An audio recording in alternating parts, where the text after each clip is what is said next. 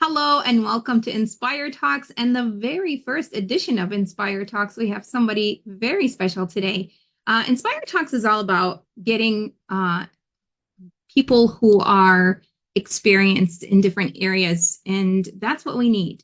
That's what we have to listen to learn from as we continue our learning as lifelong learners and improving our leadership. It's great to have people who can inspire us to do more and to learn more. And today joining me is Coach Shante, and she is somebody who is in the health services. So we've been through a lot of different things through our lives, and I'm sure everybody can share or tell a story about something that has made them not to the extent of traumatized, but rethink, reflect. And especially during the era of COVID, I think we all went through something. Shante King is a master certified mental health crisis and leadership development life coach and mentor, which I attest to needing somebody to help me. With over 20 years of experience, Coach Shante empowers individuals to overcome personal challenges and reach their fullest potential. As a proud woman of color, she integrates her rich cultural heritage into her holistic coaching approach, specializing in crisis management and leadership development. Shante is renowned for her deep personal connections with clients, advocating for mental health equity and inspiring emerging leaders. An active speaker and mental health advocate, her philosophy centers on resilience and the belief that everyone can lead a fulfilling life. Coach Shante, welcome. Awesome. Awesome. Thank you so much, Nagam, for that warm welcome. I am super excited to be here with your ladies today. Just talking about leading in a crisis, right? So we've had so many things that have happened. We've had 9/11 happen. We've had COVID happen. We've had so many just minor things, storms, different tragedies that have happened. You think about in the transportation industry, derailments, and things like that that have happened that have caused us to not only not be able to move uh, quickly past it, but when we're leaders, we have to move past it. We get stuck, and our teams get stuck. They're looking to us for what is the next step? What is the next move, right? And so I have just a quick presentation that talks about things that we can do as leaders to help us lead in a crisis. And then I also want to talk about our safe place, our mental mind, our mental health. When we are dealing with different crises that happen, we're also triggered, right?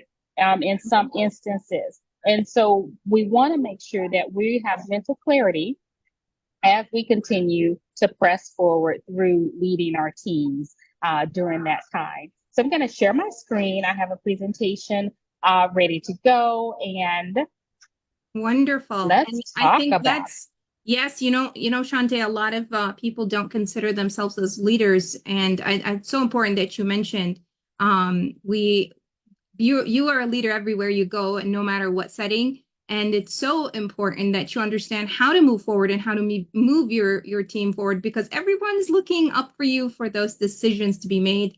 And this is going to be a great presentation to help us understand. And I'm looking forward to it. So I'm going to go ahead and mute myself and let you go. Awesome, awesome. So my presentation title is Leading in a Crisis When Regular Strategies Just Don't Work for Effective Leadership. As we go through, we're going to talk about the definition of crisis leadership and what that means, right? So crisis leadership involves guiding an organization through unexpected high pressure situations.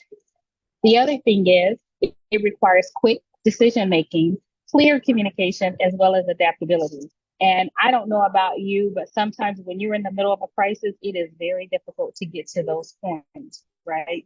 So hopefully this presentation will help you guys to walk through those steps, right?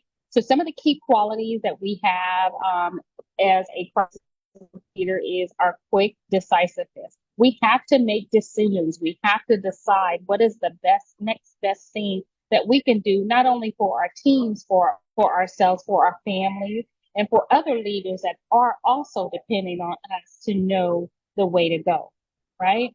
And so we have to make quick decisions. And when we make those quick decisions, one of the things that I usually do is I have a 5 finger countdown. So whenever I will internalize it and count 5, 4, 3, 2. Okay. So now my next step will be, and sometimes you don't have that time, but inside, if you take 5 breaths, those are your 5 seconds that you have to make that next best decision. The other thing that you want to have is empathy. It is the situation, not with the person, but with the situation that's around us, right?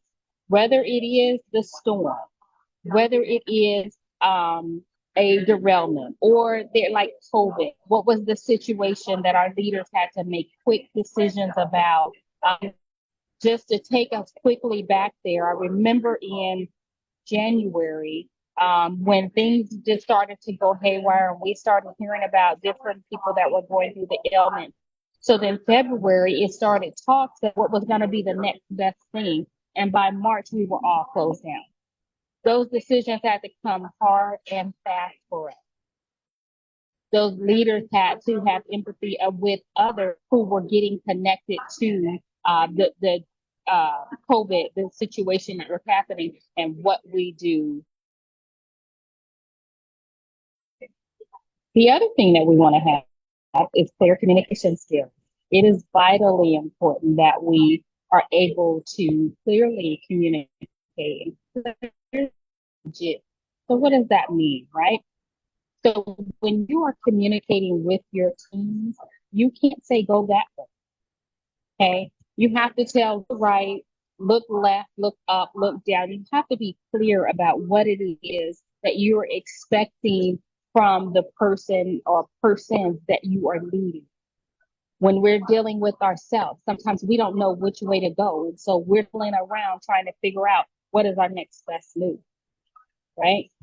The next thing we deal with is our adaptability. Every situation revolves adapting. Throughout pivot, right? Pivot is just like adaptability. We had to consistently pivot. We had to consistently change the direction, change our course, change our trajectory based on what was happening around us. And as leaders, we have to be able to adapt quickly. We have to be able to pivot very quickly. And so before I go on, I just want to ask Nagam, do you have any questions about what I've talked about?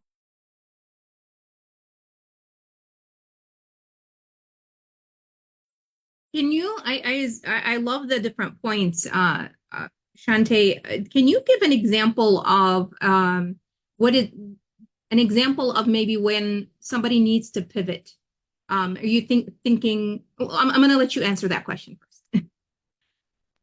So when you may need to pivot in a crisis situation, let's think about the storms that happen on a regular basis. I'm going to be storms are not very light, but they're easy to navigate, right? Sometimes. And so you have the tornado coming in, you have the winds blowing, you've got the rain, the hail, whatever is happening in that instant, right? And let's say that you were a driver on the road and you're thinking, I've got 5 minutes to get home. I'm 5 minutes away from my home. But at the same time, the sirens are going off around you. It's really dark. You can't really see, but you see an overpass, right? And so you're right to get ready to pass that underpass. You'll pivot. You'll pause. You'll stay right there. Allow that whatever is happening to pass through so that you're not hit right dap in the smack of it, right?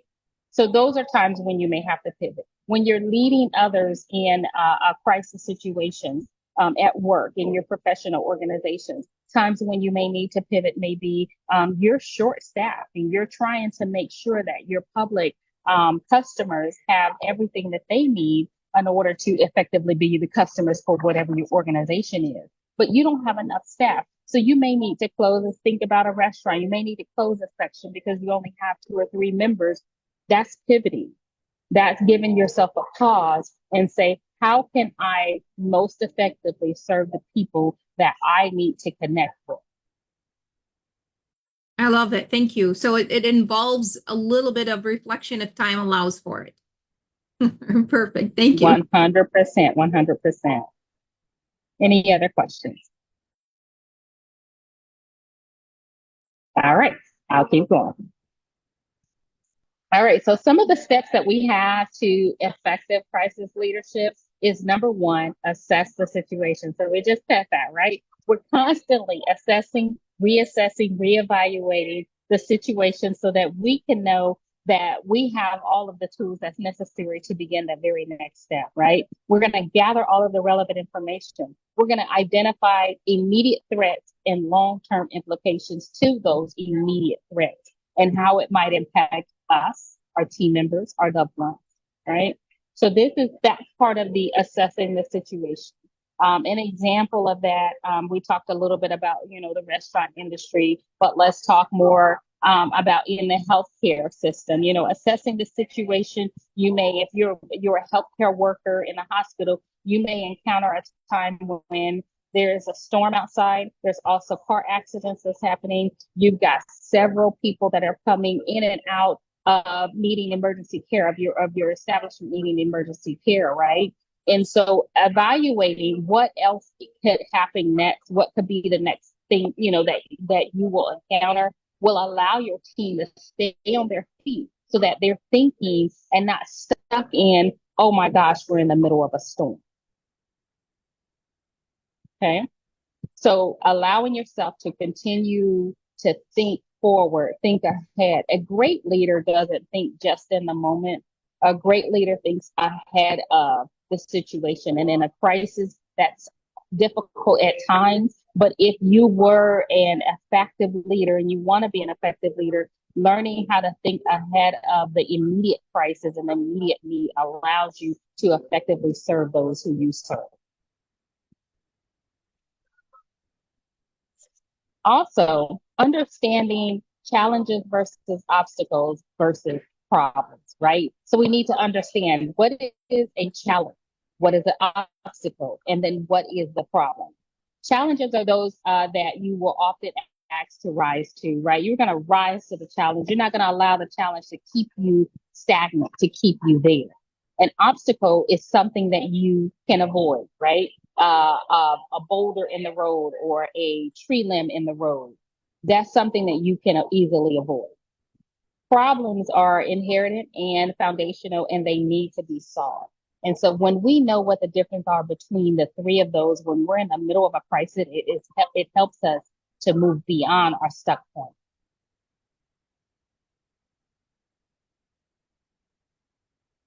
As we navigate through it, we want to ask, what do we have and what are we limited by?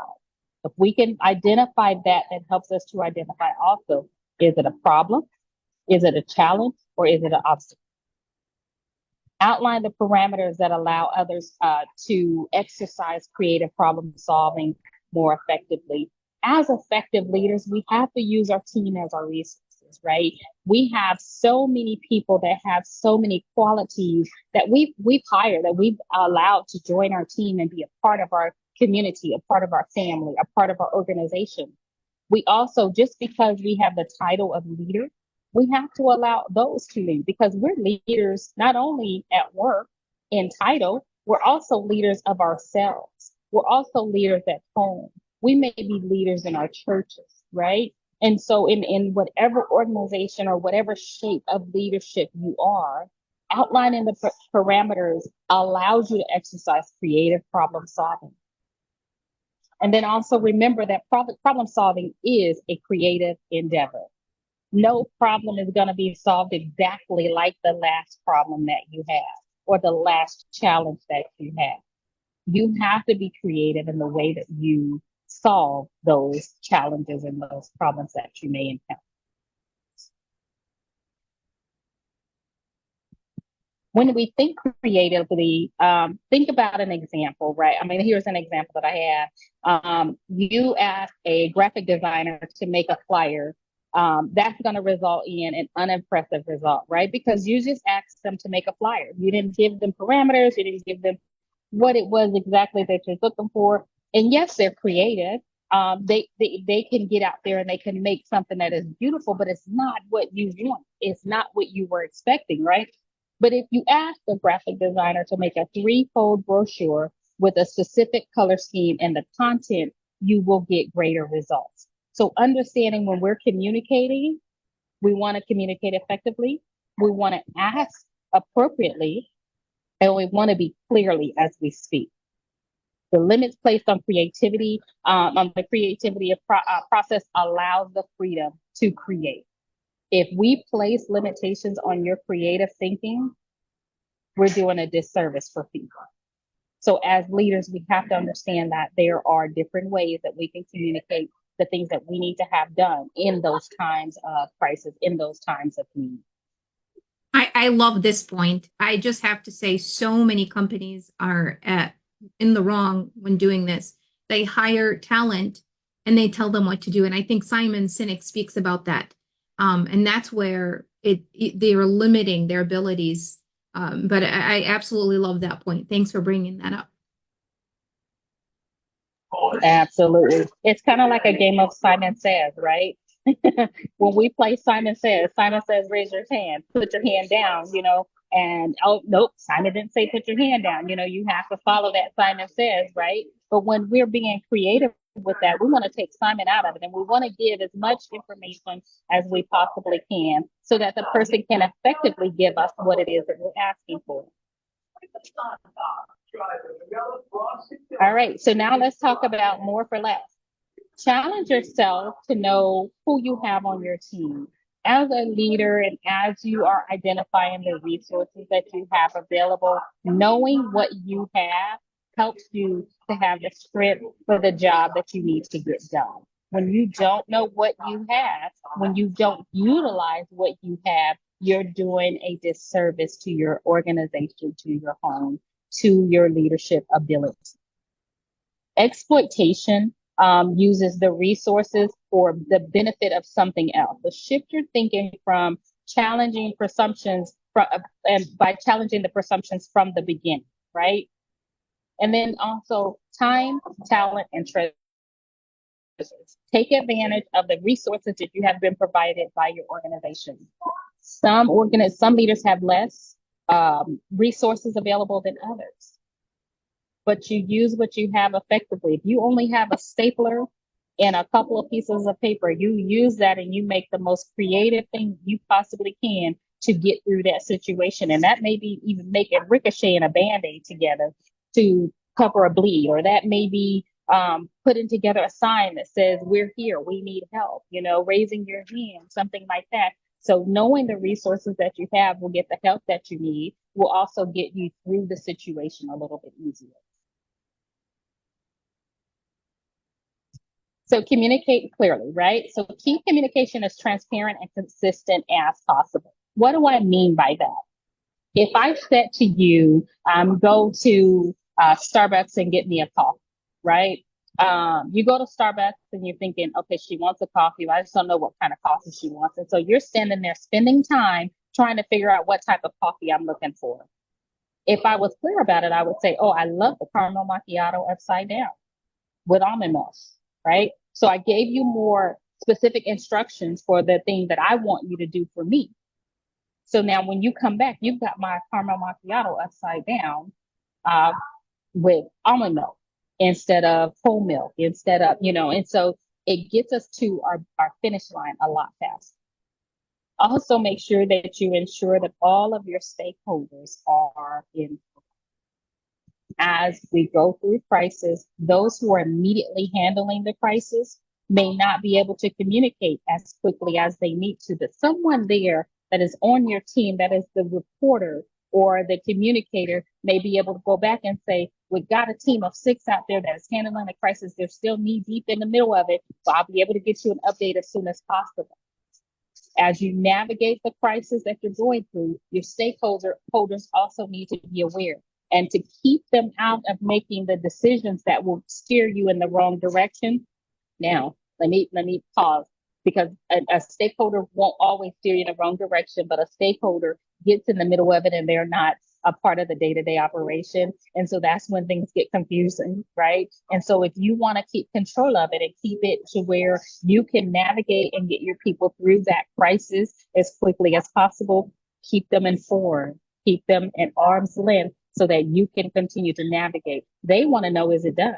That's the biggest thing that they want to know. But there may be so many other steps in the way of getting that process done that they can't be in the middle of it because they're like, oh, just close the door. No, we can't close the door. There's, a person that's in between the door and the closing mechanism. So we can't just do that. So thinking outside of the box, being transparent, being consistent, and keeping them informed will help you to get clearly through that situation or that crisis. Take decisive action. So as you quickly make your informed decision, an informed decision is knowing who, what, where, when, why, and how. Knowing all of those details will allow you to move more quickly, more steadily through the crisis, through the event that has you paused. Also be prepared to adapt as the situation continues to evolve. Some situations are not just stop and done. I fixed it, I put a Band-Aid on it. Some situations will continue to be more of a crisis as the time goes by, as the day goes by. And so you may have to continue to adapt. And that's also part of that pivot. When you're showing empathy and support, you understand and address the concerns of your team, and you also provide support and resources as needed. You may have to pull in other team members. You may have to pull in other resources. You may have to pull in other tools that you don't normally work with, but there's someone on your team that may know how to utilize that tool. I think about building a house, right? And when you're building a house, you got to set the foundation first, and then you got to, deal with the plumbing, and you got to deal with the electrical. I don't know all the steps in that process, but me as a plumber cannot do the electrical part of it. But I know that Greg may be a part of my team and he's more electrical savvy, so he can do that part of it. So knowing the resources that you have allows you to move quickly through the crisis that you have at hand.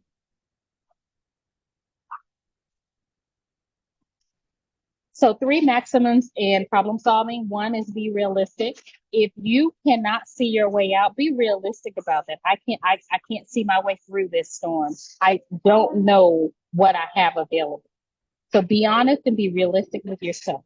Seek simplicity. Sometimes we think so far outside of the box, and we may need to think just inside of the box that we have, right? So some solutions need to be complex enough to solve the problem, yet simple enough to be replicated. Because once you solve this problem, you're writing down those steps, simple steps that you took to solve it, that'll help when the next crisis comes, right? Remove friction. And what does that mean? So think about where you are entering friction into a process. I don't want to listen to this person because this person has always steered me wrong. Well, that person in this particular crisis may be the best resource for that. And so pausing and listening and hearing everyone out allows you to navigate quickly. But when I say that, you also have to be decisive and make your decision. You can't go and listen to every single person in every single situation, depending on what it is that you're facing. Okay.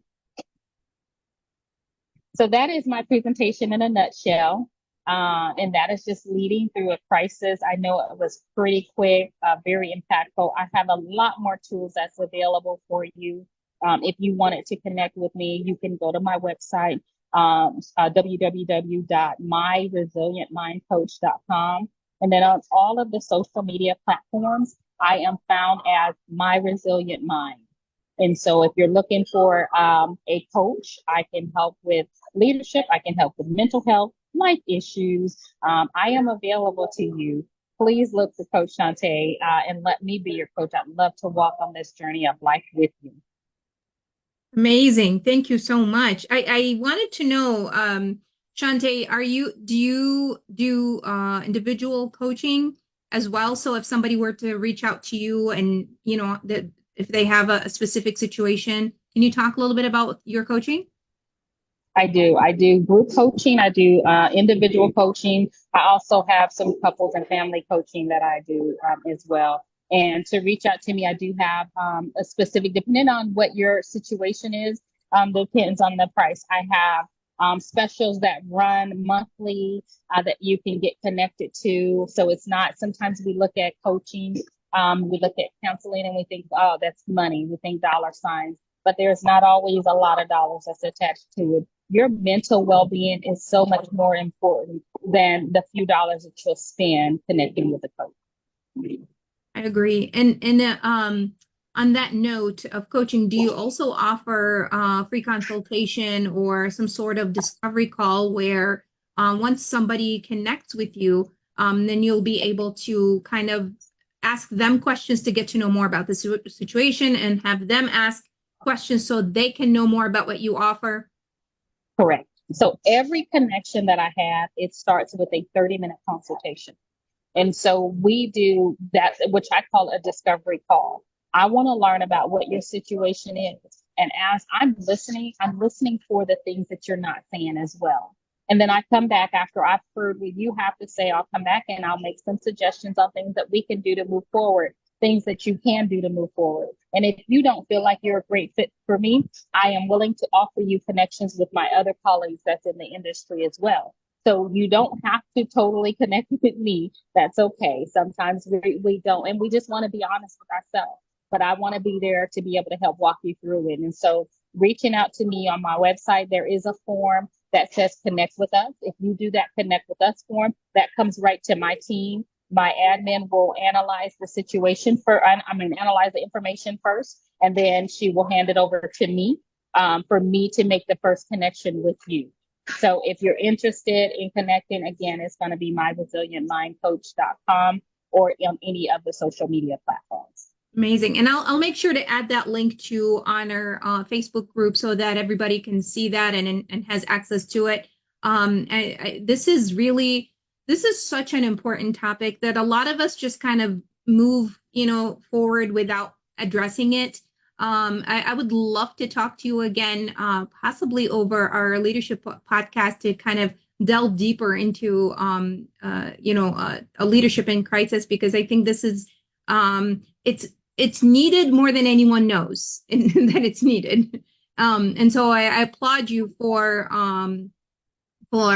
being, first of all, I want to go back to how I love how transparent you are in wanting to help out and possibly, reaching out to others who may support, because that's the important part of it. That's the most important part of it, is being of help to others. And it's not about, getting the contract of somebody. I applaud you for that. Thank you.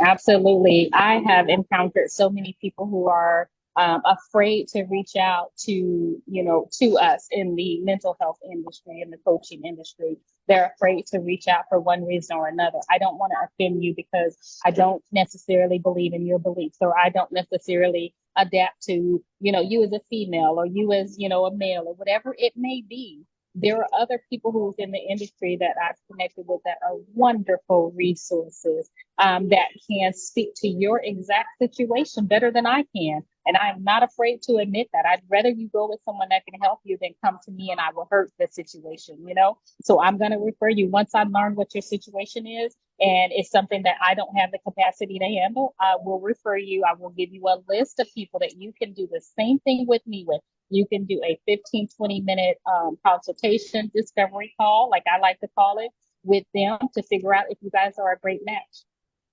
Absolutely. Wonderful. Thank you so much for doing this. And thank you for being here today and for presenting on this important topic. You have a lot of insightful information that I think a lot of people will find really helpful in navigating their leadership in crisis or without a crisis. That's really important too.